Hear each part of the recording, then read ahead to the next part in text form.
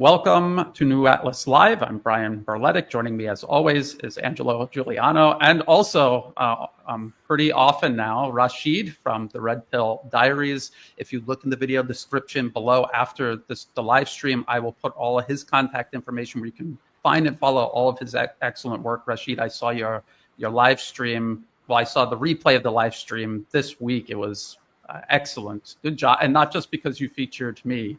It was really good. So thank you for that. And yes, and Angelo is very active, especially on X. Follow him there, and that will be in the video description below as well. And today we're talking about this.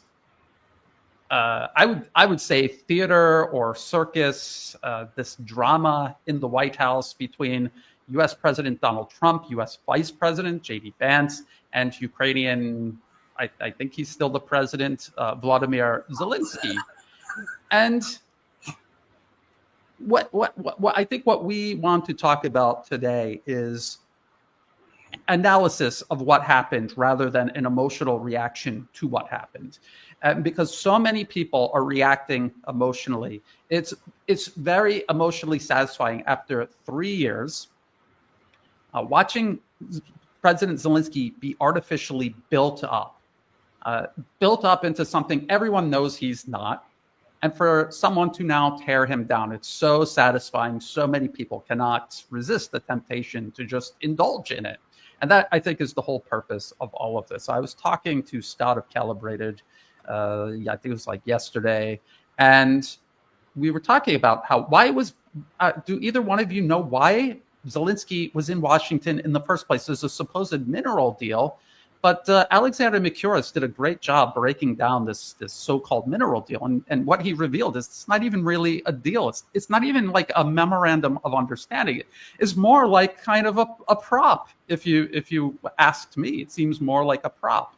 And there was nothing resolved, and there was nothing that was going to be signed of any meaning in Washington. So why did he travel all the way to Washington? And I'm not saying this was staged. Everyone got handed a script and they rehearsed. But I think to a certain extent, they kind of thought, well, Zelensky's been acting up. He's mouthy, and we could just get him to mouth off, and we could, verbal beatdown, give him a verbal beatdown, and we can make this split more compelling for the Russians, more compelling for the MAGA crowd in America, more compelling to the Europeans who are now enthusiastically ready to sacrifice their social programs for arms. Well, Angelo, just give me your initial take, and then we'll go to Rashid. Absolutely. I think this was a trap for Zelensky, and what they wanted to do was actually to shift the blame, was always shift blame. So they're shifting the blame to who? To Biden. They make Biden look stupid. And actually, there was a trap. They really, they started actually making joke of Zelensky from the first minute. And actually, he was there. Actually, it's not a coincidence that J.D. Vance was there. Usually, this is president to president, but the whole team was there. You had all the journalists. So this was a whole setup. And what Trump is achieving here is, number one, it's not a U.S. defeat. It's Biden's defeat. And basically it's an easy way out, and so basically they're shifting the blames, but at the same time they're giving these problems to the EU. And now you know what people forgot? They forgot that actually the loser of this war ultimately is the US, who initiated from the coup 2014, already 2004, then 2014, who initiated this was the US, and who followed was NATO and the EU, and then you had they had the puppet. So basically now people, they completely forgot that this is, first of all, another U.S. humiliation. Because of this whole show, including the mineral deal, he made it look to his MAGA crowd that's a win. It's a win for the U.S. We are going to make money out of this. And we are showing that, you see, they need to respect us because we are a great nation and so on. It was a whole show, and people forgot the essential. This is another U.S. humiliation. It's another U.S. defeat. And Trump needed an easy way out. Why does he want to drop Ukraine really as quickly as possible? Because otherwise it would be seen as his defeat. There's ego behind this. So it's just dropping the whole thing. So people just forget that ultimately this is a US defeat. Also, please do not forget that U.S. Secretary of Defense Pete Hegseth laid out the entire plan publicly in front of the entire world on TV.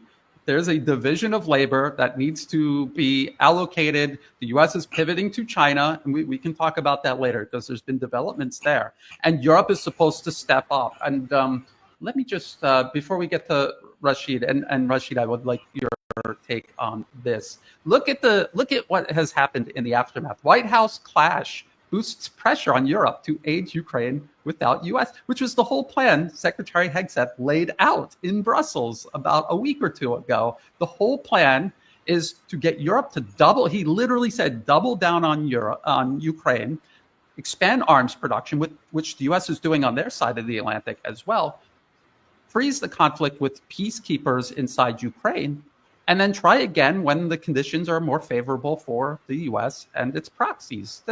Am I missing something, Rashid? Am I missing anything here? I can offer another take on it. I think it's political theatrics. And when there's a crime committed, the investigator always look for motive, opportunity, and who benefits the most. And when we look at the situation, all of this, I would say, was somewhat staged. It gives Zelensky clout back home with the Banderites, and that gives him a little negotiating room, and he can say, well, listen, the United States is pulling out, so maybe we have to talk to Russia, and at the same time it frees the United States hand, because now the United States can say, hey, we've done everything we can, and look how he disrespected us, and they can wash their hands and then focus on their main objective, which is to make war with Iran and eventually pivot to Asia to try to prevent China's rise, which is their main goal. And it also makes the EU a little more relevant, because it was becoming irrelevant, because now they have to step to the forefront like a lot of them wanted to, the war hawks wanted to do. And also, when we look at this, again, I point to something. If Trump truly felt the way that he was talking, and if Vance truly felt the way that he was talking, then why haven't they stopped the funding? You cut the funding, you cut his mouth, you cut his negotiating capability. We still see that there's funding for the military, the Ukrainian military. We still see that there's funding for the retirees and all of the pension plans, and the majority of that comes from the United States. So if they felt offended, just cut the money. If not, if they didn't cut the money, then that means that they were not as offended as they pretend to be. Follow the money. There's an old saying, follow the money. And right now, they said, well, maybe we'll stop the funding for weapons sales or whatever like this. It is about the money. You're still supporting the private sector of Ukraine. So evidently you are not as hurt or butthurt about what Zelensky did. And do you believe, I have to say this, do you believe that a person that is pretty much totally financially dependent on the United States and totally dependent militarily would have the gall to go in unscripted now into the White House with the vice president and the US president and out-talk the president and show disrespect to the president and the vice president? This gives Trump and his team out from Ukraine. They can say, look what he did. We can just cut him away, or we can do this. I think all of this was staged because, again, if you're a detective, when you're looking at a crime, motive, opportunity, and who benefits, we see that the Trump team benefits the most. And back home in Ukraine, Zelensky benefits because he can tell his audience, look how I stood up to them. I even got on the news media in the United States and said I refuse to apologize. This gives him political capital at home. It gives the EU political capital on advancing the Ukraine fight without the United States. And it gives Trump and his team the political capital that they need to do what they have been wanting to do. And that's to break publicly with Ukraine to focus on Iran and focus on China. Absolutely. And we have Danny Haifeng waiting in the wings before we drop him into the middle of all of this. I just wanted to, well, some people have been talking about in the comment section, why is Starlink still accessible to the Ukrainians? How about this one right here? Trump may halt all military aid to Ukraine following Oval Office clash. Why hasn't he already done that? Right? I mean, it doesn't add up. And one point I want to make before we bring Danny in on all of this, I can't remember where I heard it, but I heard someone say, if you're walking down the street and there's a dog barking at you at the end of a leash, do you get on all fours and bark back at the dog, or do you talk to the person holding the leash? In this case, as you pointed out, Rashid, the yapping dog here is Zelensky. The leash goes from Zelensky back into Trump and J.D. Vance's hands. So they're on all fours barking at their own dog. This is an American proxy that would not exist without constant U.S. support and the support the U.S. demands Europe provide Ukraine. They would disappear over the course of a week without that support. So just think about that if you try to ascertain whether or not this was staged or whether this is drama or a real break. And with that, let's welcome Danny. Hello, Danny. We're just going to fire right at you. What is your take on the White House drama? Well, I did a reaction video yesterday where I gave my take, and it definitely hits on essentially all of the points that you've already made. What Angelo said about this being a setup, a trap, I think is 100% true. Now, in terms of it being staged, Zelensky is a 3-bit actor. So the performance he was giving felt genuine in the sense that I believe he came into the Oval Office that day already knowing that he was going to get chewed out and already understand, I mean, think about it. You just said it, Brian. The United States controls and owns the Ukrainian regime. So it's quite clear that he was going into this knowing that there was going to be a lot of hell to pay, especially on the public relations front. And I believe that this performance, and I do believe it was a performance by Donald Trump, was all about as Rashid said, it's about outs, I call them opportunities though, because I think that's how Donald Trump is seeing this, as an opportunity to continue this process of shifting the blame for the collapse of the Ukrainian proxy war onto Ukraine, onto Zelensky, onto Europe, so that however, we know that when the United States engages in so-called diplomacy, what it's actually doing is it's trying to reorient itself so that it's in a better position to follow and pursue the agenda that it has, which is full spectrum dominance. So the best way to do that at this time is not to sit as a new U.S. president and allow Russia to completely and utterly destroy Ukraine and win militarily. That would be actually a disaster for the Trump administration. It would bring about all kinds of political humiliation.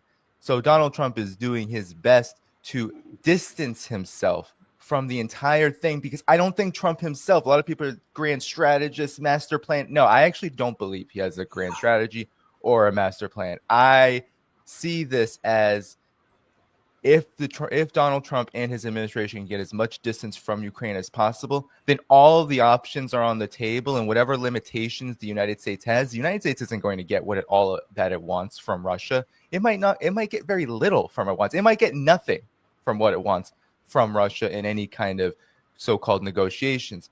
So any kind of distance that Trump can put into place in preparation for these long, drawn out, which I believe will be drawn out talks with Russia. You said it, Brian. Why hasn't the aid stopped already? Well, it's because the U.S. administration, Trump, whoever it is, it doesn't matter. I think whoever was going to be in there knew that this was going to be a drawn out process. Then there's all these opportunities for the United States to suddenly now it's no longer, oh, for as long as it takes, give Ukraine everything it wants, and we can push and push and push and push against Russia. No, now it's, well, not my fault. This wasn't my problem. I didn't do this. This was a catastrophe of the Biden administration. This is a catastrophe of you, Zelensky, you, the dog. You've been a very bad dog. Europe, you've been very, very, very, very bad dogs too. So now you all have to share and handle the burden. Should, and I believe the United States' administration believes this, should this whole so-called diplomacy, peace talks, all of that fall through. It could very well fall through. I don't believe the Trump administration thinks that it can get everything it wants. So at the end of the day, this seems to be more of a shift, a reorientation of the United States' posture. Posture meaning not necessarily policy, but how the United States looks to the wider world vis-a-vis the Ukraine conflict. How does it portray itself? How does it situate itself within a disaster and a catastrophe that it made? It is, as Angela said, it's the humiliation, the defeat, it lays at the feet of the United States. Anything the Trump administration can do right now to redirect people's attention away from that, I think, is the name of the game for as long as it takes to engage in this process with Russia, which, as we'll talk about, has its own kind of aims as well. Yes, absolutely. So there's many different things taking place, Danny. You're talking about the humiliation the U.S. would suffer. It goes beyond that even. If you listen to Republicans, Democrats, neocons, they're all saying the same thing in the Senate, in the House of Representatives. If Ukraine collapses, nobody is going to believe the U.S. is going. No one's going to want to be the next U.S. proxy to be Ukrainianized. This person from the comment section is talking about Trump and the javelin. So did anyone catch that? I'm sure you all caught that. He's demanding President Zelensky thank the U.S. and thank President Trump specifically for sending javelin anti-tank missiles, which, as I've said a million times, this was the final red line that convinced Russia. This is a security threat. This is an existential threat. If we allow them to militarize, arm, train, build out a Ukrainian army, basically a NATOized Ukrainian army with the size of Ukraine's population at that time, this is going to run away and we're not going to be able to do anything about it in the future. We have to act now. So it was almost the last red line that convinced Russia to launch the special military operation in the first place. So think about that demand that he thanks President Trump and the U.S. for weapons that were used to precipitate and perpetuate a proxy war that has burned Ukraine to the ground while he's there in Washington to sign a mineral deal to allow the U.S. to cart off anything that is in ash at this time. Just think about what that means. I see a lot of Trump supporters talking about the mineral deal like Trump is dunking on Zelensky and it's so satisfying to watch. But what are we actually talking about? We're talking about the U.S. robbing Ukraine after committing arson of Ukraine. It's unreal. And this was, yes. Can I add just one thing? I mean, just the logic, because people, they tend to forget. I mean, pure logic. Do you think just for a second that if Russia was losing, which would be impossible, we all know that, but if Russia was losing, do you think just for a second that Trump would ask for peace? He's actually seeking peace because they're losing. Why would you ask for, especially those guys? There's $75 trillion of natural resources. This is the richest country on earth.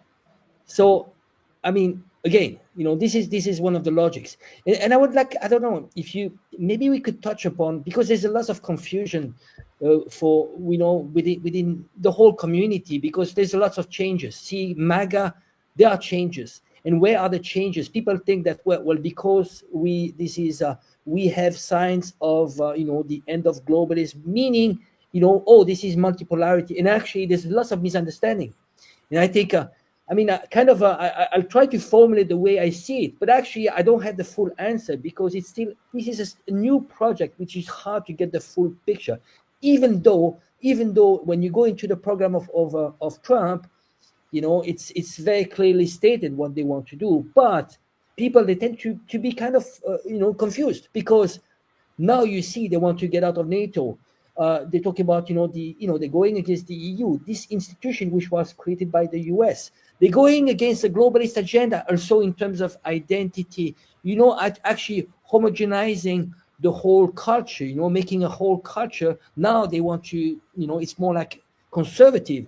So the way I see it, I would try to formulate that as being a globalist agenda, going from a globalist agenda with this whole woke politics, which is included, and also social engineering, the construction of the human being, and so on, with U.S. leadership, into U.S.-centric imperialism led by U.S. oligarch. And that's how I would put it, but this is like really, I oversimplify it there. But I think people, they tend to forget that, this is still imperialism. And this might actually end up to be even more brutal, because now Trump will have no hesitation to go against his own allies, and it's very brutal. It's going to be, when you look at the South America, they are, if they can, topple Venezuela's government, it is going to be extremely brutal. So what is your take on this one? Because I see a lot of people that are extremely confused, and actually a lot of people are jumping to the MAGA cult because of that, because they see, they hate globalism, and I do personally hate globalism. I think it's a huge problem. But what are we entering with MAGA? What is the plan? Is it, and we need to clarify that. And I think the program of Trump says it all. I would say it was always imperialism. It was always brutal, murderous, exploitative imperialism, but it was always in the velvet glove of globalism. The velvet glove is coming off, and all you're going to get now is a face full of steel gauntlet across your face. That is the transition that is taking place, because the U.S. cannot afford to play games, perform theatrics like that on such a large scale with U.S. aid and everything. They're cutting away. People have said the U.S. is trying to get down to fighting weight, because they see China advancing, not just advancing quickly, but accelerating constantly. I was listening to a 3-hour-long hearing in Congress about different ways to contain China, and is a room of imperialists, warmongers, Democrats and Republicans, foaming at the mouth, hyperventilating, because they cannot believe that no matter what they try to do, China just continues to rise, accelerate, and outperform the U.S. So this is what is pacing all of this. And this is what's driving the desperation and the need to do unprecedented things. And we will see more to come. I just want to pop in about what Angelo said in related to this so-called minerals deal. We have to be honest. What I see, Angelo, and what you're saying, Brian, too, is the transition more just like, U.S. politics is all about spectacle. And actually, ideologically, a lot of the differences between the two so-called entities called political parties that are controlled by the same corporate masters, they are literally all about spectacle, because however they posture themselves, however they frame themselves, oftentimes the policies are if not very similar, just completely, entirely the same. So that is, I think, what is happening here. And you can see this with the so-called minerals deal. First of all, what has the Ukrainian economy been subjected to, especially since 2014, by the United States and by the U.S.-controlled International Monetary Fund? A crippling, debt-saddled privatization nightmare, which is literally just being written in a document called a minerals deal, which Alexander McCurse is exactly right. It's so vague because it's just writing down and showing people this is what we want to do to the Ukrainian economy. We want to control it, and we're going to do it more fairly. We're going to posture ourselves as now the generous, benevolent big daddy, as opposed to that secretive, conniving Biden administration that was just messing everything up. No. You can even see in the document, they talk about corruption. This is how we foster private investment. No, it's not about that. It's about taking control of Ukraine's resources post-collapse, because Ukraine is weaker than it's ever been, and it's going to be far weaker than it's ever been once the disaster and the complete and total defeat of Ukraine is cemented, because any kind of negotiations that are going to take place is going to include Russia taking whatever territory it's already gained. So that means Ukraine is going to be this little, you've talked about this, Brian, this little Western Ukrainian zone that is completely and totally dominated by the United States. And that's what the Trump administration wants to do. So it's going to be incredibly brutal. It's going to be incredibly disastrous for Ukraine. And the Trump administration's foreign policy is going to be incredibly brutal and disastrous anywhere it goes, because all of this posturing is simply that. It's going to be posturing because the United States is all about spectacle politically. Empire is not going away. There's not a peacemaker here. We are seeing, I believe, you said, Brian, almost like cutting the fat to prepare for war with China and other adversaries. That's what is happening. A retreat, I said this yesterday, a retreat before the advance.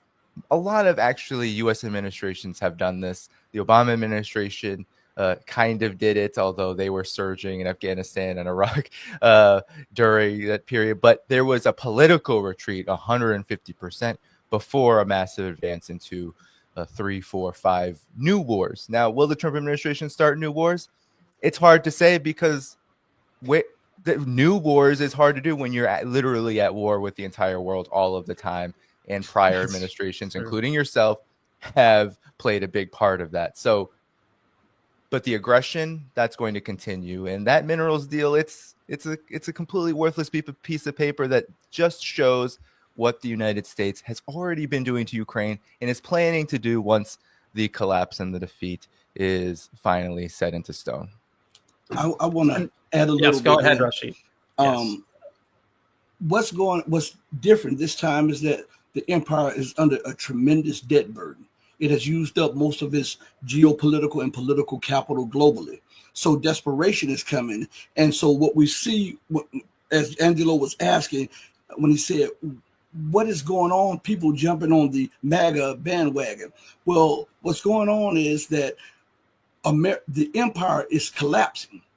It's collapsing inwardly and it's collapsing outwardly. And the world is watching it. So it's when the empire collapsed, and they start looking inwardly, eating itself up. And anything that gets in its way, it makes war on it, because it wants to try to resubmit itself as the preeminent or predominant power, even as its power is waning. So when we're looking at her trying to transition to Asia, we also have to look at the whole spectrum of it. And we see that when America is in trouble, she needs rest, rearmament, and recalibration. These are the 3 R's of empire. And we're seeing the empire trying to recalibrate. They thought that they could bring Russia to yield, and now they're realizing that this is a no-go. That doesn't mean that they have given up on bringing Russia to yield. That means that what they're trying to do is pacify the situation right now, because their most pressing threat now is to wage war against Iran and China. And the reason I say Iran and China is because Iran is the underbelly of both Russia and China. And if they can take Iran, they can strategically destabilize Russia and China at a lesser cost. So Iran that's why they took away Lebanon. That's why they took away Syria, so that they can use that as a transit to attack Iran, so that they can get their objective is Russia and China. Now, there was something else said about the desperation of the empire, a little bit of the desperation of the empire. Well, empires become more desperate as everything that they used to dominate is removed from them. Look, China is outstripping them in everything, not just China, but the whole of Asia. And a lot of people don't want to come to grips with this. The reason China is a threat to the United States is because it is a non-white, non-Western nation. That is one of the main things, and they cannot see a nation like that becoming the preeminent power, because they feel that China may do to them what they've done to everybody else. That is what's pressing them. And I believe that the stripping of the fat is not because they want to. is because it is a necessity now, because they don't have the financial, the geopolitical, or the political capital anymore. So that's why you saw the theatrics on TV to try to build up capital around the world to say Trump is washing his hands with Zelensky. Zelensky is ungrateful. This gives them a way out. So and it also saves face for the empire. So I think all of this is part of the theatrics of a failing, falling, collapsing empire. And America can, with Walt Disney, with Hollywood, can turn a defeat into the greatest victory ever. And that's what I'm saying right now when we're watching them. They're trying to turn defeat into victory because they want perception.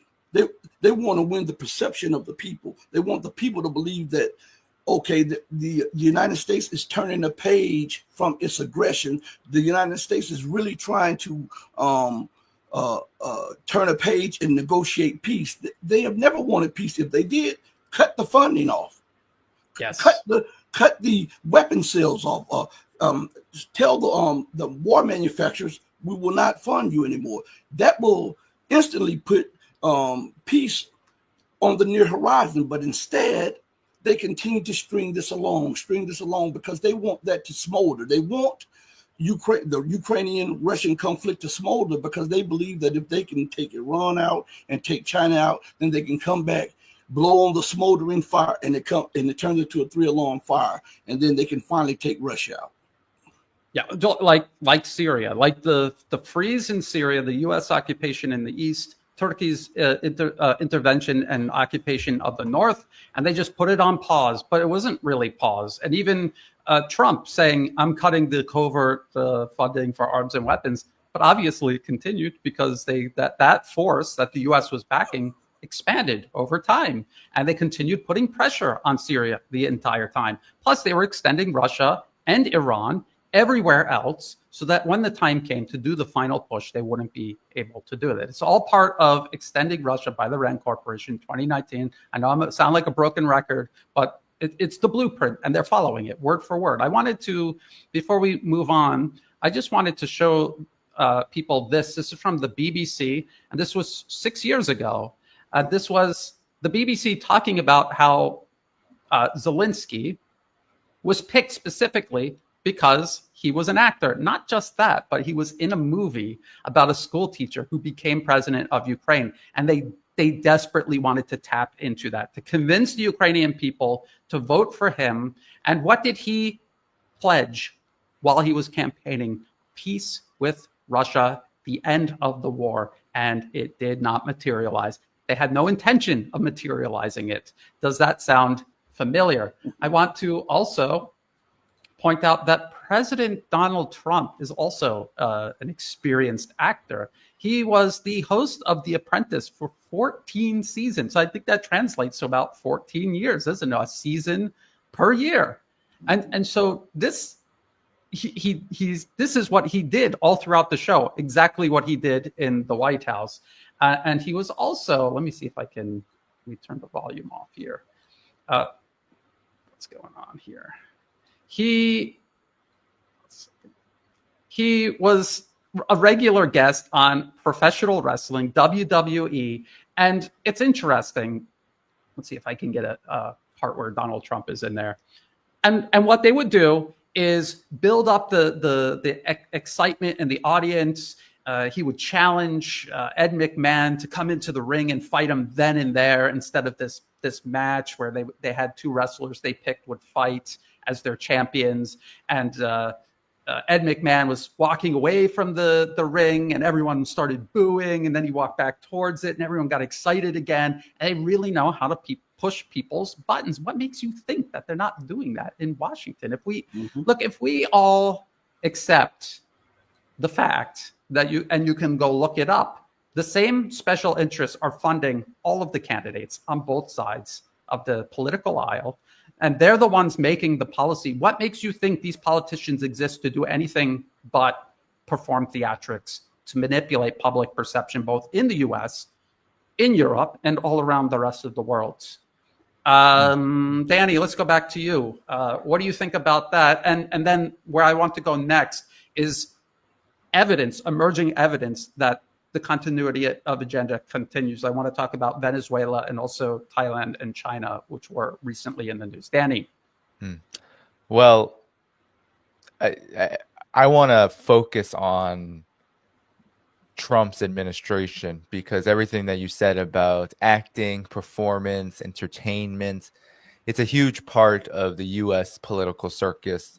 And arguably, while Donald Trump was an entertainer in the past, the place of political office, especially as a U.S. president, I believe is very fitting for him, given that history, because everyone who comes in is an actor in some way. And actually, whoever is selected to be president of the United States must be a good actor. So Zelensky's a very bad actor. Zelensky came in and he immediately turned about face. There was not even any kind of grace period that the Trump administration is trying to give his political base right now. But Donald Trump is much different. Donald Trump is actually a very effective actor, and we could say actor in all sorts of ways. Actor as literally entertainer, or actor in terms of how he pursues his political agenda. But all this to say is just look at his administration. Everyone fawns over J.D. Vance. Everyone says he's the new wave of what it means to be a militant, working class oriented politician. But just look at how he came about. He comes out of big finance, and Peter Thiel, the PayPal oligarch, is his primary backer. Then we can look at Scott Bessent, the Secretary of the Treasury, that wrote the so-called minerals deal. He is a hedge fund operative who, and this is just absolutely insane, who was a partner for Soros Fund Management. So all this George Soros, Elon Musk, and Donald Trump, George Soros, the big enemy. Scott Bessent is literally the money guy. He is the Secretary of Treasury in the United States, and he wrote that minerals deal as a huge public relations gift to BlackRock and the so-called investors that come in with their IMF directives to decimate and plunder economies like Ukraine. So the Trump administration is no doubt reorienting, shifting its approach, and some of that will come about in a shift in policy, because we have to be 100% real. When Donald Trump says something, when he has calls with Putin, when these meetings happen, they are real changes in policy. If we look at policy as just the actions of a president, but in terms of the overall strategic imperatives, how the system operates, it's quite clear that what we are seeing, which generally happens every presidential cycle, is an attempt to rebrand and redirect our attention to a new kind of form of empire, of expansionism, of aggression, and of course of the same oligarchic and corporate interests that are seeking to profit from all of it. Because it's just so unimaginable to believe that the forces backing, the Adelsons backing Trump, the Palantirs and the PayPal oligarchs like Peter Thiel, the Soros Fund Management, the hedge funds that are in charge of OpenAI, to believe that they don't want to see U.S. militarism around the world is just completely detached from reality. These so-called companies, these monopolies, they are dependent upon the wars that help them open up opportunities for their parasitic exploitation of other countries. Without economic war, without militarism, without the U.S.'s aggressive posture around the world, they simply cannot operate. Why? And we're going to probably get into this. The forces of multipolarity like Russia, like China, and even the smaller countries you mentioned, Brian, Venezuela, Cuba, others, they're doing their own. They want a new alternative. They want a new path. They don't want to be under the thumb of U.S. directives and hegemony and dominance. And they're going to build their own world order, and they already are, that serves their interests for development, for peace, for stability. That's anathema to the empire. Donald Trump is not going to sit back and say, well, China, continue to be the biggest economy, keep growing, keep being stable, keep advancing in tech, keep alleviating poverty, keep advancing infrastructure, and keep ascending as a power that all the rest of the global south looks at as an example, not only of success, but what a genuine leadership looks like on the global stage, one that includes not only international law, but also a sense of, well, we are all equals in this world together. Absolutely not. The United States wants to be on top. Everything Donald Trump has said has been about the U.S. Being on top, getting back to the top. That's his whole campaign. That's his whole ideological posture from the very beginning. Even if you just look at America first, it's never America first. Well, we need to take care of these XYZ needs. Even when he plays to those needs of ordinary people, it really is all about, well, the United States has to be the juggernaut. It has to be the best. But I would argue that if the United States is actually going to address its problems, it has to be normal. It has to be equal and one with other countries around the world, because how else can you address pressing needs like the enormous debt that people are saddled with? I was just at the grocery store. There's a huge letter at the grocery store near me saying, sorry that eggs are so expensive and food has gotten so expensive, but we can't do anything about it. And they've stripped the price tags from all of the shelves that have the eggs. It's absolutely ridiculous what's going on. The homelessness, the poverty, all. If you're going to address those problems, well, you cannot be the empire, the outstretched and overburdened empire that the United States is. But I haven't seen one indication that this is going to change fundamentally. It may change at the surface, it may change how it looks, but fundamentally, these companies, those who back the Trump administration, won't allow it. Absolutely. I mean, okay, Rashid, but I just want to throw in this real quick because Danny said something that reminded me of this excuse I hear very often from Trump supporters. Trump is a businessman. War is bad for business. Please ask Lockheed, Raytheon, Boeing, General Dynamics, General Atomic, Anduril, if war is really bad for business, because they would disagree. They have a multi-trillion-dollar industry built on selling weapons to fuel perpetual war. Rashid, please go ahead. I wanted to piggyback off Danny when he was talking about Peter Thiel and how he built JD Vance. Let us not forget that Elon Musk was also a co-founder of PayPal, and he just recently stated that that's going to be your future president. This was on RT. They were talking about this, but this MAGA stuff. I want to go back to the MAGA real quick. All one has to do to see if Trump is really America's first and pushing America first is to say, before you put any more money into war, there was a HUD study about homelessness, and it said it would take $20 billion, 20, not 30, 40, 50, or 60, $20 billion to erase or eradicate homelessness in the United States. So if he's really about America first, then put the money where your mouth is, and instead of allocating the $20 billion to Lockheed Martin, Raytheon, quote unquote Ukraine, divert some of that money, the $20 billion, and eradicate the poverty. I mean, the homelessness. That should be easy because it's not $80 billion, it's not $100 billion, it's not $200 billion. The studies went on for a few years, and it said it would take $20 billion. So that's not asking for much. If he really wants to prove that he's America first, deal with Americans' problems instead of focusing on Asia, because charity starts at home, then it spreads abroad. Yes, absolutely. Angelo, before the next thing I want to talk about is the emerging evidence that nothing really is changing. It continues. Angelo, go ahead. Yeah. Just also Peter Thiel, by the way, also was the first external funder, investor into Facebook.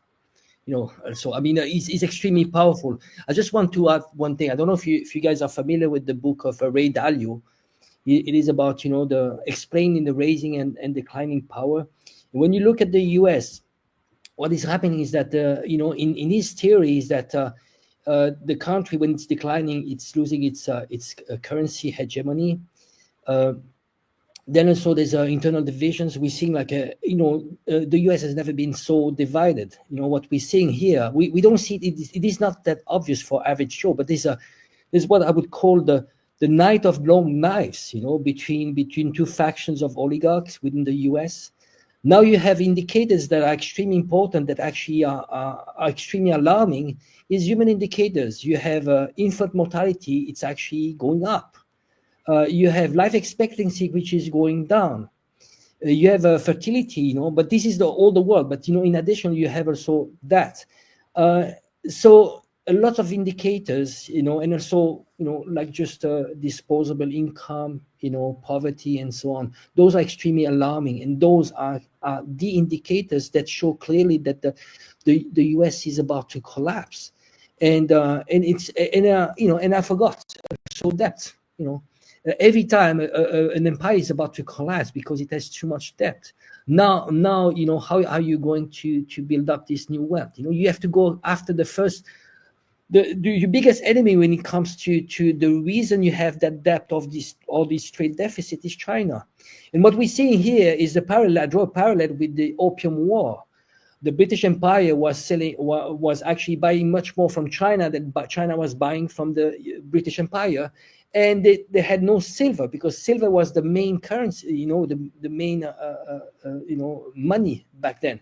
That's the same right now. And what they want to do with Trump is it is about containing. He's going to steal from Europe by selling more gas, by imposing more military spending, and China by containing China, probably blockade over choke points and so on.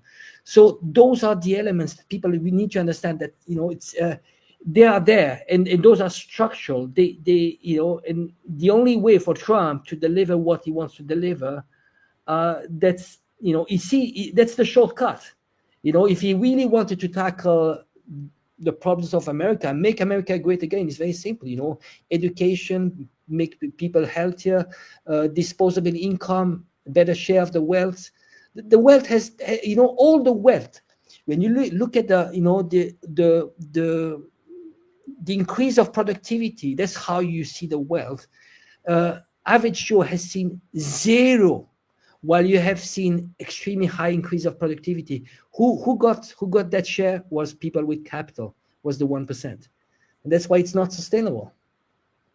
And Angelo, you were just saying, if President Trump really wanted to make America great, he would invest in all of these things: education, infrastructure. Yeah. They would invest in infrastructure, not even talking about doing this. And I was watching this, listening to this 3-hour-long hearing in Congress about how to counter China. And all throughout this 3-hour hearing, they were like, China's stealing, cheating, robbing us, stealing all of our ideas. But then they admit that they're leading in technology. So how can you be stealing ideas if you're leading? Doesn't make any sense. But toward the end, someone, I forget who it was, but someone admitted China is investing in infrastructure and we are not. And that's actually the key to why China is rising and pulling away from the US, and the US is where it is. And so that really is the key. That is your first clue that Trump is not fixing or changing anything. He is not addressing and prioritizing what needs to be done to actually make America for Americans great again. It is making America great for the corporate monopolies that are losing out on multipolarism. As Danny said, these alternatives are made available. People choose them because they're obviously superior to what these monopolies have on offer. Now, I want to talk about these things that are so obviously telling us that nothing is changing. This whole thing with Russia, a lot of people are holding their breath and waiting to see if Minsk 3.0 turns out any different than the first two Minsk agreements. Angelo just talked about maritime choke points. Angelo and I have talked about this for years. This is all the think tanks talk about. We need to control these choke points. In a conflict with China, we'll shut off their maritime shipping and destroy their economy because we can't beat them head on in a conflict. And that has only grown louder in these think tanks, which ultimately is reflected, including in the Senate and House hearings. Venezuela, I was just posting something about Venezuela President Trump to end license in Venezuela, Chevron license in Venezuela, and blow to Maduro. And so this is more about crushing the Venezuelan economy. Angelo has been to Venezuela. He's seen with his own eyes the destruction this has done to the people living there. So there's your next clue. And then just this week, U.S. Secretary of State Marco Rubio is butting in on Thai and Chinese relations. There were these Uyghur terror suspects who came to Thailand illegally. Thailand arrested them, and then they sent them back to China. And there was a large number of them, hundreds of them, because there were thousands of them going through Southeast Asia to Turkey to cross the border and join ISIS and Al-Qaeda in Syria. And this was a network the U.S. and its allies were running around the entire planet to supply fighters for the proxy war. They eventually won in Syria. And so Secretary Rubio, let me just put it up on the screen here real quick, and I want to get everybody's reaction to these things. So Thailand deports dozens of Uyghurs to China. Here is the U.S. State Department. There's Marco Rubio's name right there. And he's repeating all of these lies about Uyghur genocide in China. And he's demanding Thailand do this and China do that. And this is none of America's business. These are two countries on the other side of the planet. But why is he involved? Because the Uyghur narrative is still being used by this current administration to undermine China and to undermine the nations surrounding and working with China, and using Uyghur extremists as part of the solution. And after he warned and condemned Thailand for sending these Uyghur suspects back to China, where they came from and where they belong, the U.S. Embassy here issues an alert, a security alert, and it says on 27 February 2025, the Royal Thai government deported a group of 45 Uyghur asylees to China. Similar deportations have prompted violent retaliatory attacks in the past, most notably in the wake of the 2015 deportations of Uyghurs from Thailand. Improvised explosive devices detonated at the Erawan Shrine in Bangkok, a place that I have walked past many times myself, killing 20 people and injuring 125 others, as this shrine is heavily visited by tourists from China. So how dare Thailand send these poor innocent Uyghurs back to China? But because they did, Uyghur terrorists are going to bomb Thailand for it. Do you get what's going on here? And the last thing I wanted to show you regarding this, here's the U.S. National Endowment for Democracy. Its website still up, still in business, still funding sedition all around the globe. And this was from 2020, and they were talking about all of the Uyghur organizations that they back. If you look, this is a map of China. That's the Chinese flag. This is the East Turkestan separatist flag. There is no such thing as East Turkestan. This flag does not represent a real nation or region. This is used by the separatists the U.S. backs. And there's a list of all the organizations, separatist organizations, the U.S. government is funding through the National Endowment for Democracy. And wouldn't you know whose name is here? Can people see that? That's Marco Rubio's name right there. He's been in the thick of this all along. And people assured me, they said, Brian, Trump has to pick Rubio to get him through the Senate hearings. But once he gets through, Trump is going to have complete control over him. This is showing you that it's not Rubio on the leash. It is Trump on Rubio and the special interests he actually serves. He's on their leash. And I rest my case. Who wants to go next? Maybe go back to Danny, Rashid, and Angelo. Well, China, I mean, the United States under Trump 1.0, there was a very similar model to how I believe the Trump administration is going to approach China now. I don't know if you all remember in the beginning of the Trump administration, beginning 2016, 2017, he was saying very similar things to what he's saying now, that he has a great relationship with Xi Jinping, and that relationship is going to mean the U.S. and China will cooperate. He even went to China, and I have been talking to people about this, that he visited China, he met with Xi Jinping in Beijing, and how that is completely forgotten. Historical memory is something that the United States really lacks, and Americans have been totally victim to the incessant repression of any kind of understanding of history for so long that they can't even remember what happened under the first Trump administration, where he did something very similar. He said, well, we're going to work together. I have a great relationship with Xi Jinping. And then what happened, as you just showed the Uyghur genocide, the propaganda war that exploded beginning in late 2017, 2018. And then, of course, we saw the Trump administration's posture take a completely aggressive turn, exacerbating the entire pivot to Asia that was begun under Obama, and then adding on in a more intense economic war component, and of course the propaganda war that was all along the lines in parallel with it. Now, a lot of people are saying, well, the deep state is dead, right? Everything has been decimated, USAID, NED, all of this. So the propaganda war on China will end. And that to me, if you just read the headlines of the media and you read what the Trump administration says, there's nothing that shows that that's actually happening. I sent to you all in the private chat something that I've been paying close attention to, which is an economic fact sheet, a memorandum from the Trump administration that recently came out talking about Trump's approach to foreign investment. And in that very short 700-word document, China is not only mentioned 12 times, but China is the complete focal point of everything the United States is supposedly going to do economically abroad.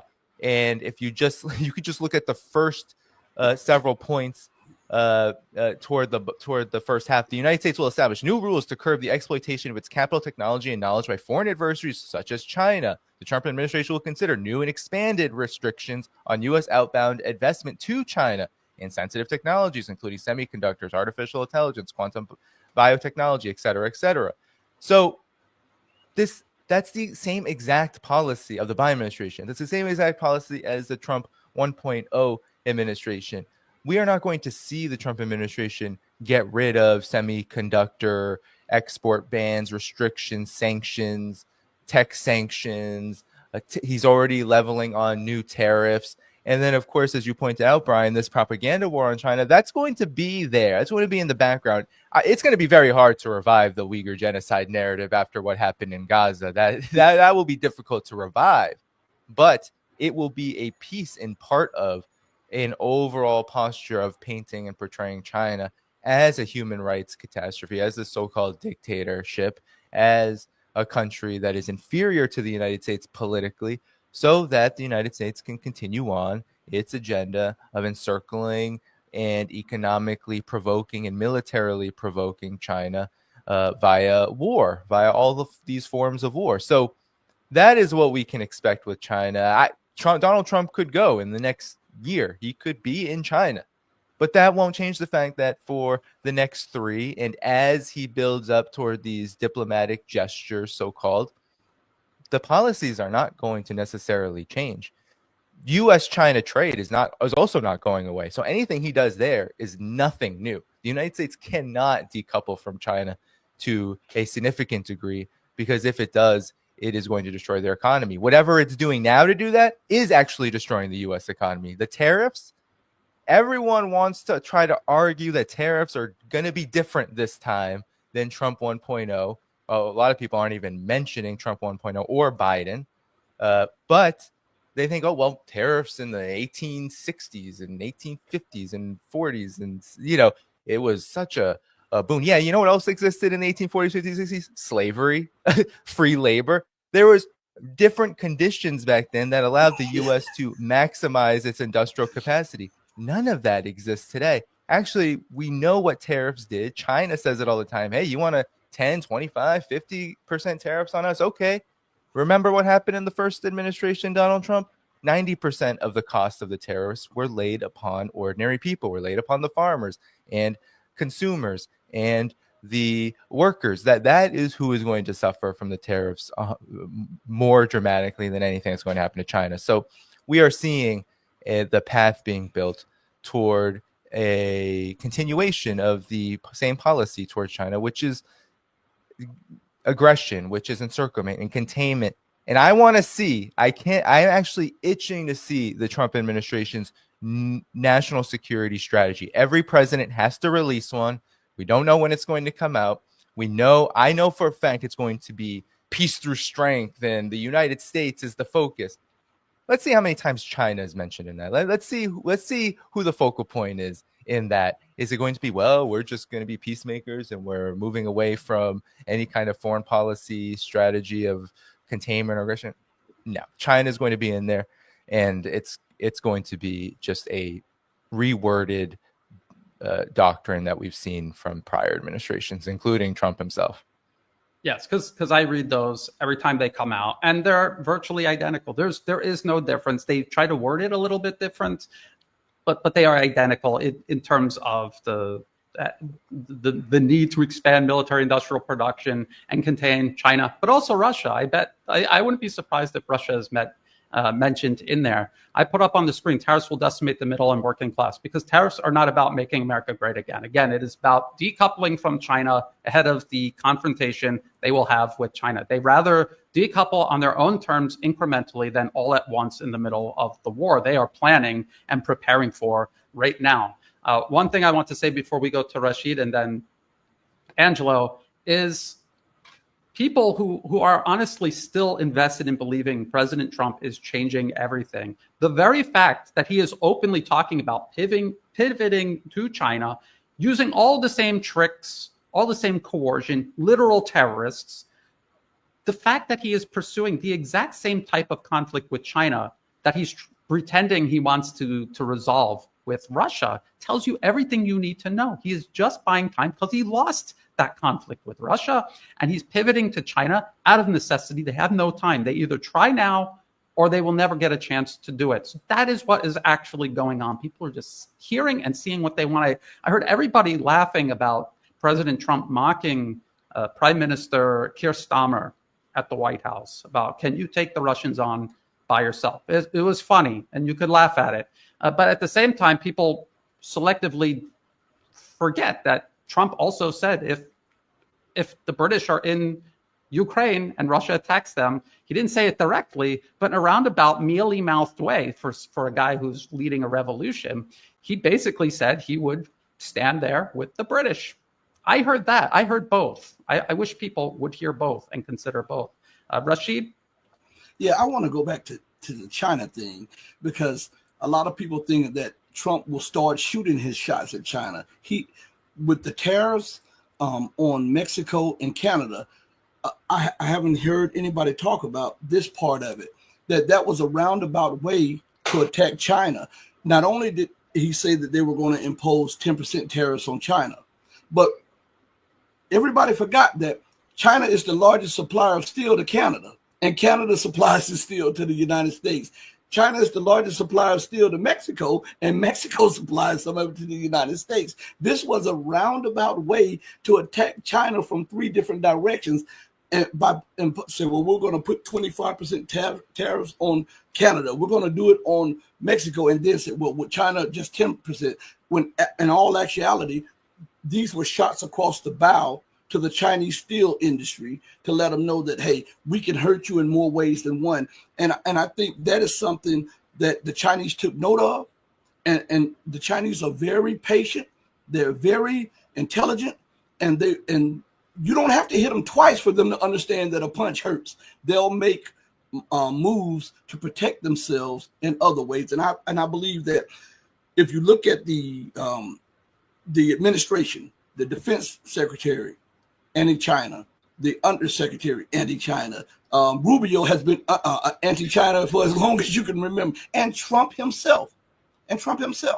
So, and also let us not forget that Elon Musk was in India trying to work up a deal with the Indians so that he can put plants, the Tesla plants in India, because they see something. They're working on something against China.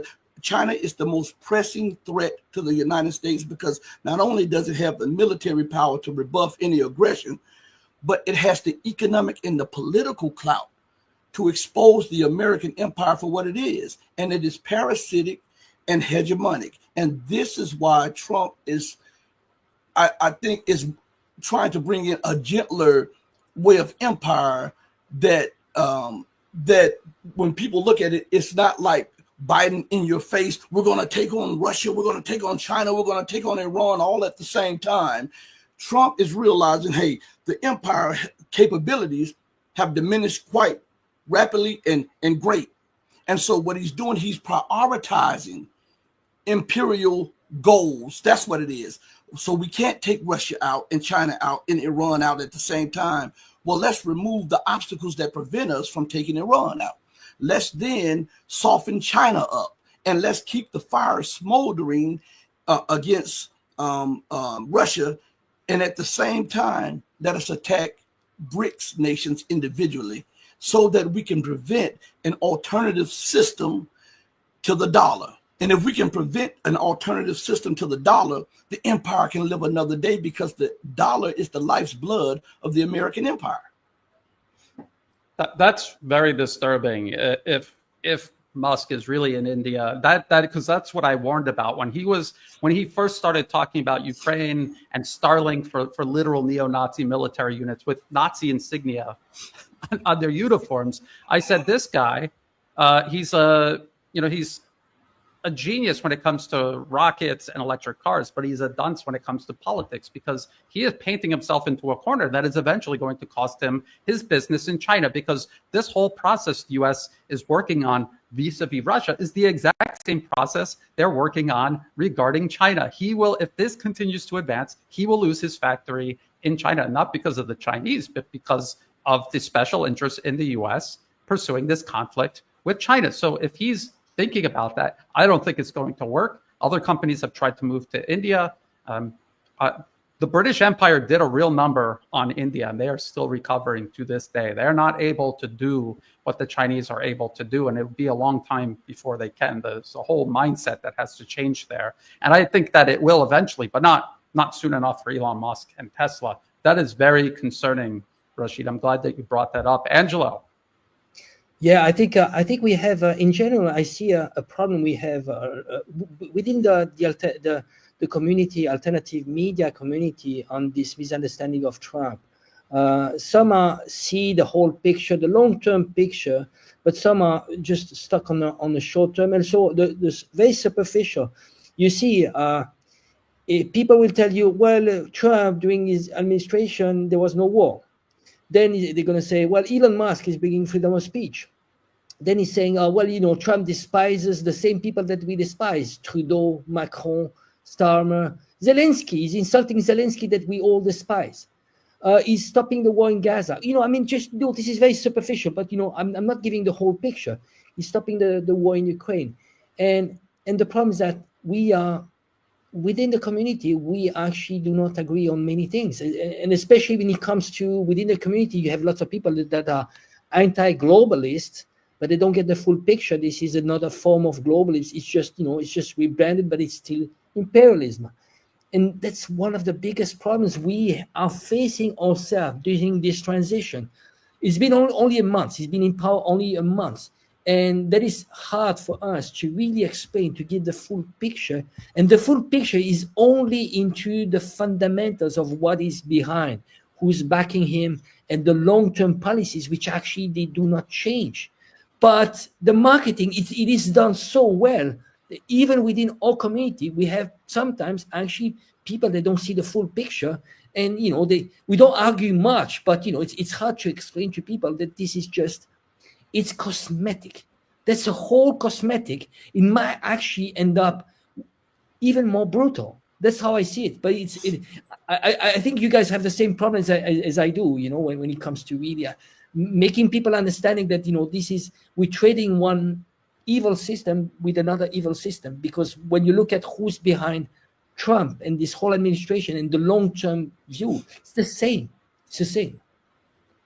Yes, I would, because we're at the hour mark, we only have 2 questions, and we'll get to those questions. But I just want to say, I think a lot of people are just emotional about this. They want to believe this is happening desperately. I don't think most of them, I don't think they're dishonest at all.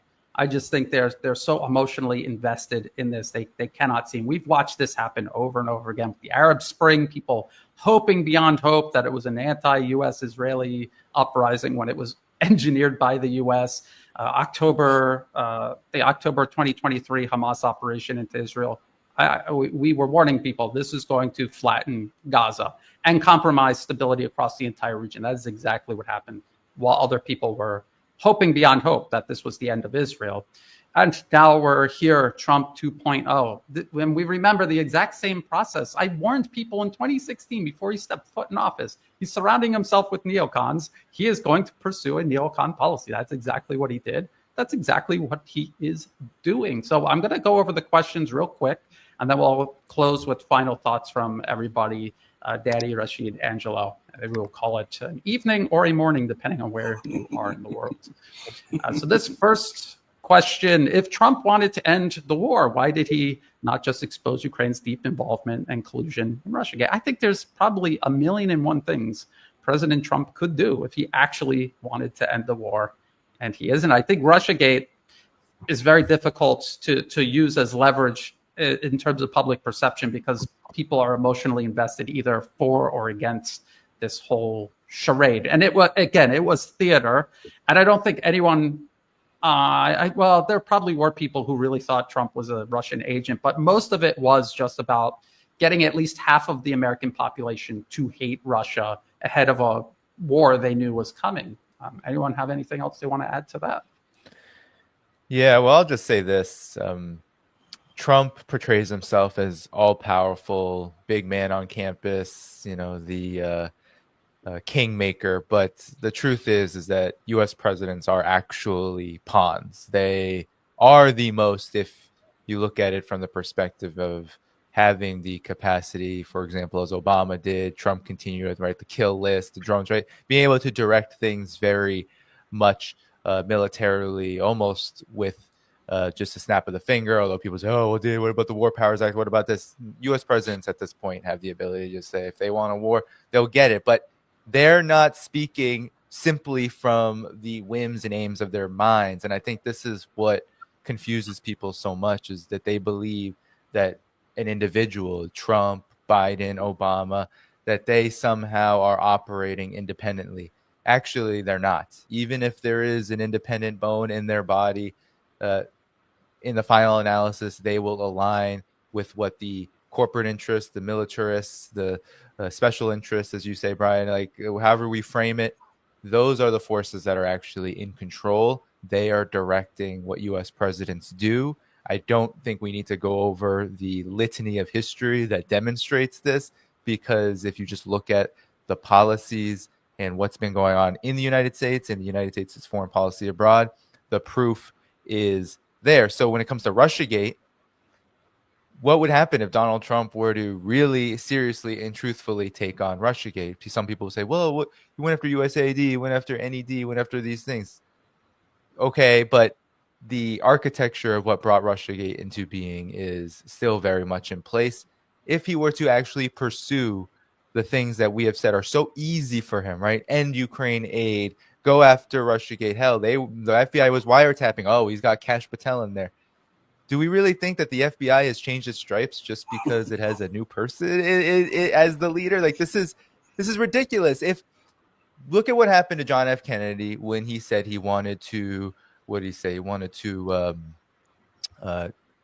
turn the CIA into a bunch of pieces, floating in there. He wanted to rip it up and essentially allow the wind to take it. He was killed. So the interests that actually determine how U.S. political leaders operate are still very much intact. And if Donald Trump, if he wanted to, even if he wanted to, it would be essentially a death trap for him. And the fact is that's not even an excuse, because he's not showing that he actually really wants to. The cosmetics we will see crumble away, because as you all said, it's 1 month in. There's a long way to go. And already we are seeing the economic and the foreign policy consequences to the early moves that he's made. And it's not all good. Actually, for me, I'm not crying for USAID. I'm not crying about talks with Russia. Whatever positives have come out of this moment, there's still a lot of fallout that is not changing the circumstances for the better for people in the United States or abroad. And that's just the truth. I just want to point out, USA continues to operate. Every time it's brought up during these hours-long hearings, they admit that it's still operating. They just cut out all the DEI stuff. I just showed you the BBC article talking about Secretary Rubio butting in on Thai-Chinese relations. And they were citing Human Rights Watch, Amnesty International, and all these fake NGOs still operating, funded by the US government, working in tandem with Donald Trump's Secretary of State, Marco Rubio, parroting all of his narrative. So he made you think he dismantled it. But as I've begged people to please do, go look around the world where the US is meddling and show me where they have actually stopped meddling. I don't see it. Here is the final question. Do you think they'll go after Iran first, then later provoke a war against China? That seems to be the way it will work. There's no definitely set plan. Circumstances determine everything. Everyone on all sides do if it makes sense to hit Iran now. I think they will, because they feel Iran is particularly vulnerable now, again, because of the whole October 2023 operation and all of the events that transpired afterwards has put Iran in probably one of the most vulnerable positions it's been in for a very long time. So that looks very likely. They cleared out Syria's air defense systems for a reason, because they plan on flying over Syria to strike at Iran. As we're talking about think tank papers all the time, as per the Brookings Institution's 2009, which passed the Persia paper. Read it. It's in there. It's all in there. Okay, so that's all the questions. Final thoughts. Danny, was that your final thought, or do you have an additional final thought? And then we'll go to Rashid, and we'll conclude with Angelo. Oh, well, I mean, with regard to Iran, there's the Israel factor, and it's quite clear that every presidential administration from here on out, Israel can't get out of its own way. It needs to continue this greater Israel project if it's going to, pursue its overall agenda itself. So it will want the Trump administration, and it's doing everything it can to be a terrible yet willing actor on the so-called ceasefire plane in order to pave the way for what it has explicitly said it wants to do, which is to conduct a military operation against Iran. So the Trump administration will have to reckon with West Asia, with the Middle East again. And I believe it'll probably start with these so-called, because this is the first 100 days madness. There's no appetite for an immediate escalation. So perhaps there will be kind of like these talks, nuclear talks, that will end in how they've always ended, which is either a bad deal or no deal, and then blaming Iran for the bad deal and the no deal, violating the deal. And then you have the build up to war and, whatever aggressive actions can be taken. The problem with taking aggressive actions on Iran, though, is that there are economic and military consequences. This is the state of the U.S. empire. Iran doesn't seem like as powerful of a foe as Russia and China, because in truth it isn't, but it is strong enough that any kind of aggression toward it is going to come with heavy costs that the Trump administration is going to have to dance around in order to avoid a catastrophe, because the Trump administration has about a year and a half to avoid a catastrophe so that the political project of so-called MAGA GOP doesn't completely collapse. Because if the Trump administration enters into an economic crisis or a military crisis in 2027, the MAGA GOP so-called movement, I don't call it that, but that's what people are calling it, it'll be finished. It'll be dead. It'll be over before you can blink. So that's the nature of U.S. politics, and that is what I believe the Trump administration will try to avoid. So whatever warfare, it'll maybe be non-conventional, unconventional, maybe it'll be a kind of gradual buildup, but it'll be aggression. And Iran definitely, I think Iran definitely first, because China, you saw it in the fact sheet, we've talked about it here today. There's a litany of moves that the Trump administration can make to build up to this without having to go for the jugular. But all of it is pointing in the same direction. We have to, we can't all be about the boom, boom, bam, bam, the guns ablaze. War is far more sophisticated, and that always has been and always will be. And I forgot to mention the Trump administration's relationship with Israel is such an obvious indicator of continuity of agenda. Israel is just one of several proxies around the world the U.S. is using to shape entire regions. The fact that if he was really make America great again, and he's all about cutting Europe loose, there's such dead weight. Why aren't you cutting Israel loose? And I know people are going to say Israel is running the United States, but again, we just got done talking about special interests. Follow the money, add up the columns. It doesn't add up. Israel is one of the most long-standing proxies the U.S. has, one of the most successful proxies they have. The special interests that are pursuing these wars all around the world will never give it up. They could eventually, one day, use it as a disposable battering ram, but as long as it's in the condition that it is in now, they will continue using it. And so this is why nothing has changed, because there is no intention to change. Rashid, and then Angelo. I think it will happen sooner rather than later. America does not have the luxury, the financial or the political luxury to wait. They've already passed the time frame when they were able. The Defense Department said that they must confront China in 12 to 18 months to prevent China from outstripping the United States. We've passed that 18 months. And also, I'm of the same thought with Danny when he says that Iran is definitely first, because they feel that if they can take out the weakest of the three first, they can buy a little more time for the empire. And that is why you see Trump cleaning out different offices, different branches, areas of government, to make it more palatable to his liking, and more so like a dictatorship, not completely, but something like a dictatorship, so that when these wars take place, he will have his people in position so that they can stymie the uprisings and the protests and all of that, and they can also shut down any dissent within government. I believe that is the main part. And if you look at this, they can no longer kick this $37 trillion can down the road again. Not only is America, her acknowledged debt is $37 trillion, but I remember one professor in 2015, professor of economics, he said that the United States had $222 trillion in debt. And then and as the years pass, each 5-year period, the barometers which he judged that from, I started watching the barometers, and they got tremendously worse. So if we double that and triple that to today, we can say that the United States is over $666 trillion in debt, not including the derivative market.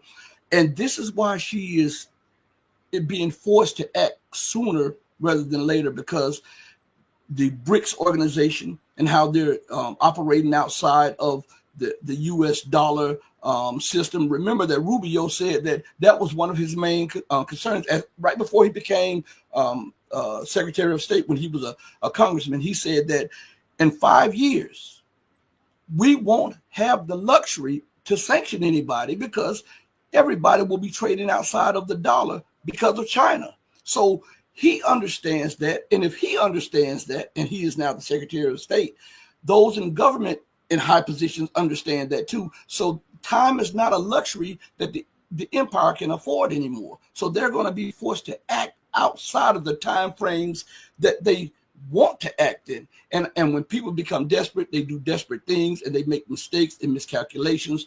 And this is where we're going. Miscalculations with Iran, the miscalculations with China, and the double back with Russia. We're going to see the collapse of the American empire really, really soon. Really good point. Desperate times calls for that. Of all the desperate measures the U.S. is ready to take, just having a rational foreign policy and finding a rational role to play within the world, that is not one of the measures they're willing to take yet. But hopefully, once we get past this, it will be. Angelo. Well, I agree. I think it comes down all to money and unsustainable debt. The U.S. has been ahead so far. What De Gaulle used to say, the exorbitant privilege of having the the global currency. And so by having that, you can actually print endless US dollars as long as everybody's using US dollar. Once you start to have de-dollarization process in place that is starting, actually that printing is translated into inflation. So if a country like any country like Venezuela would do the same as the US is doing, you would have thousands% of inflation. It would be just a total collapse. So what you're facing here with the de-dollarization is a collapse of the US economy. And the more actually they're shooting themselves in the foot, because they started the de-dollarization because of the weaponization of the US dollar. And actually they're doubling down. Now there are sanctions. The more sanctions you have, the more people are actually afraid, and they need to hedge their bets. And that's no coincidence that you have the gold. If you look at the 1 year performance of gold is 45%. Even including the US is actually hedging they're buying gold. All the world is buying gold because there's a lot of uncertainty there. And this is that's an advanced indicator for bad things to come. That's gold, follow gold. It's not a coincidence that it's exploding. So those are my final thoughts. It's all about the money ultimately. I just want to say one last thing I can say about BRICS, because just a minute. People are saying BRICS is dead. People are saying de-dollarization is dead because Trump is now in and Trump is saying it, and tariffs or whatnot. Everyone just needs to stop it. Even if the BRICS summit is not as explosive as it's going to be in July, because what has it been, 6 to 9 months? It's not going to be an explosive summit, maybe necessarily. Mm-hmm. But BRICS is continuing on the same path. Donald Trump, there is no guarantee Donald Trump will end any sanctions anywhere. Even if he lifts some sanctions against Russia, he's already extended sanctions for a year against Russia that date back to 2014. And remember, in 2017, he increased sanctions on Russia. I don't believe that those sanctions are going to go away 100% because of the political disaster that would actually spell. And the fact that the U.S. economy at all levels not only has nothing to offer to the countries that are joining the multipolar world and BRICS, but also the U.S. economy itself has a really difficult time navigating its own contradictions. It's this big oil producer and all this. It actually needs sanctions. It needs to twist and turn in. We didn't get into Venezuela as much, but it needs to place hammers down on other oil producers in order for it to stabilize its own economy. So sanctions are not necessarily going to go away, and U.S. economic coercion is not going away. So in that sense, BRICS is certainly not going away, and the multipolar world will continue on forward regardless of whatever Donald Trump ends up doing in these U.S.-Russia talks. People need to stop it. It's not dead. It's not over. It is going to continue, and it's very early. It could actually accelerate in terms of this process because the Trump administration is so much more interested in economic forms of war than getting into a beleaguered and utterly disastrous military entanglements. That's the truth. Economic war is what's driving this. Although they're also preparing for actual war. Yeah, exactly. We're going to have to do a whole show about what is going on vis-a-vis China, which I think a lot of Trump supporters don't care. They see Russia, a white Christian nation.